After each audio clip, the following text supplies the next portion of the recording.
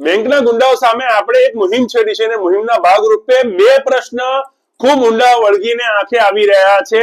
લોકો પાસે આ માહિતી નથી. પહેલો તો બેંકનો લોન એગ્રીમેન્ટ તમારી પાસે છે કે નહીં, અને બીજો શું બેંકના માણસો લેટ પેમેન્ટના નામે પેનલ્ટી વસૂલ શકે કે કેમ. હવે પહેલા પ્રશ્નના જવાબમાં આપીએ કે તમે જ્યારે પણ લોન લો છો તમે સહી કરીને આપો છો તો તમારો અધિકાર છે. તમે જે બેંક પાસેથી લોન લીધી છે, તમે જે ફાઇનાન્સ કંપની પાસેથી લોન લીધી છે, એની પાસેથી તમારી પાસે જે સહી કરવામાં આવે છે એગ્રીમેન્ટ એ તમે મેળવી લો. કારણ કે બીજા પ્રશ્નની સાથે આ રિલેટ કરી રહ્યું છે.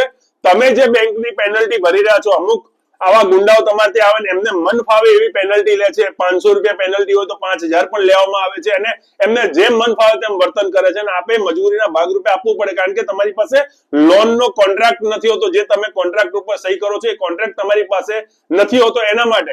એટલે પહેલા પ્રશ્નના જવાબમાં તો તમે બેંક અને ફાઇનાન્સ કંપની પાસે તમે જે કોન્ટ્રાક્ટ સહી કરો છો તમે માંગી શકો છો અને તમારો અધિકાર છે. અને બીજો પ્રશ્ન એવો હતો કે પેનલ્ટી લઈ શકે કે કેમ. હા, પેનલ્ટી ચોક્કસ લેટ પેમેન્ટના નામે લઈ શકે, પરંતુ આરબીઆઈ એ નિયત કરેલી પેનલ્ટી છે અને એ જે નિયત કરેલી પેનલ્ટી લખેલી જે હોય એ તમારા કોન્ટ્રાક્ટમાં લખેલી હોય. તમે જો ઈએમઆઈ મોડો ભરો તો તમારે કેટલો ઈએમઆઈ ની પાછળ તમારે લેટ પેમેન્ટ ચાર્जेस ભરવા પડે તમારા કોન્ટ્રાક્ટની અંદર પહેલાથી જ મેન્શન કરેલું હોય. એટલે તમે એના આધારે તમે નક્કી કરીને પેનલ્ટી ભરી શકો છો. એટલે હવે આવા બે કિસ્સાની અંદર પ્રશ્ન એ બને છે કે શું તમારી પાસે લોનનો કોન્ટ્રાક્ટ છે કે કેમ, અને જો કોન્ટ્રાક્ટ હોય તો એમાં જે ગુંડાઓ આવીને તમારી પાસે પેનલ્ટી માંગે છે એ વ્યાજબી છે કે વધારે છે. હવે આ બંને સંજોગોની અંદર જો તમારી પાસે ના લોનનો કોન્ટ્રાક્ટ અને પેનલ્ટી વધારે માંગતા હોય તો તમે આરબીઆઈ ને ફરિયાદ કરી શકો છો. આરબીઆઈ ના નોડલ અધિકારીને ફરિયાદ કરી શકો છો.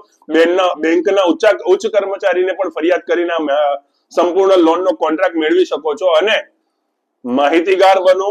તમારી પાસે તમે જે સહી કરેલા કાગળિયા હોય એ કાગળિયાઓની એક સેટ કોપી રાખો ને જ્યારે પણ બેંક અથવા ફાઇનાન્સ કંપની સાથે ડિસ્પ્યુટ થાય તો તમે એમનો જ સહી કરેલો કોન્ટ્રાક્ટ તમે એમને બતાવો અને એના કાયદા અને નિયમ પ્રમાણે ચાલો.